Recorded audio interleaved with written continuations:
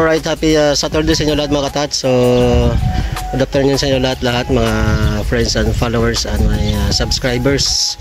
So, ngayong hapon ay mag-harvest po tayo ng ating second area ng ating tanim na pakwan. So, last week nag-harvest tayo dun sa 3 hectares natin na yun. Ito mga 1 hectare lang mga katats. So, yan, awa ng Diyos, medyo tumaas ang presyo konti last week.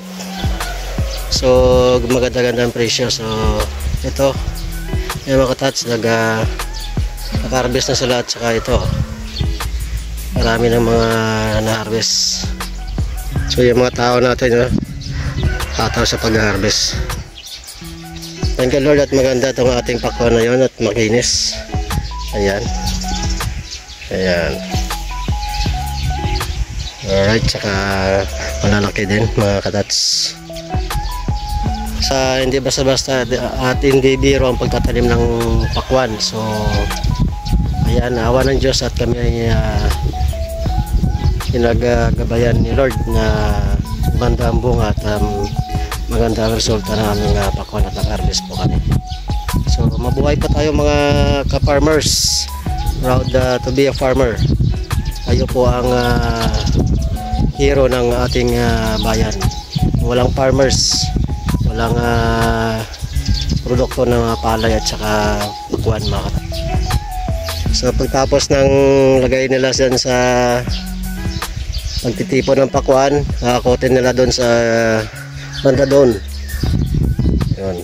Para hindi napapasok ng truck, kasi pag pasokan natin ng truck, masisira ang ating tanim na pakwan.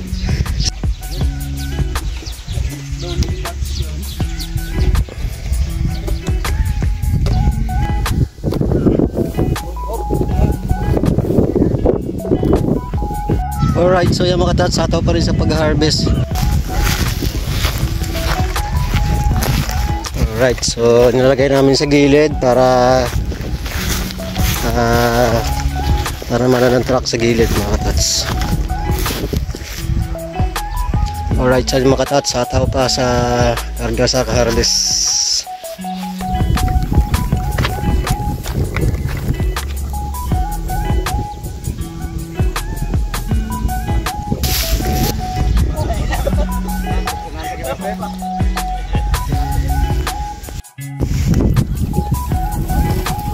Alright.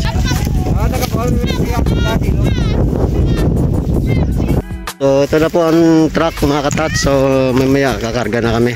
Hinihintay lang yung mga tao para mag-karga sa truck. 1, 2,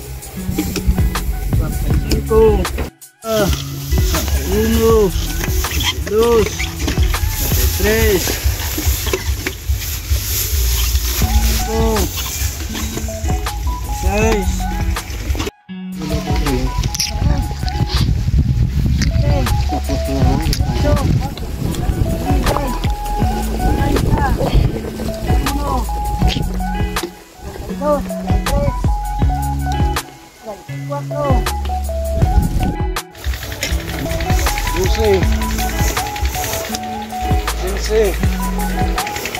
Size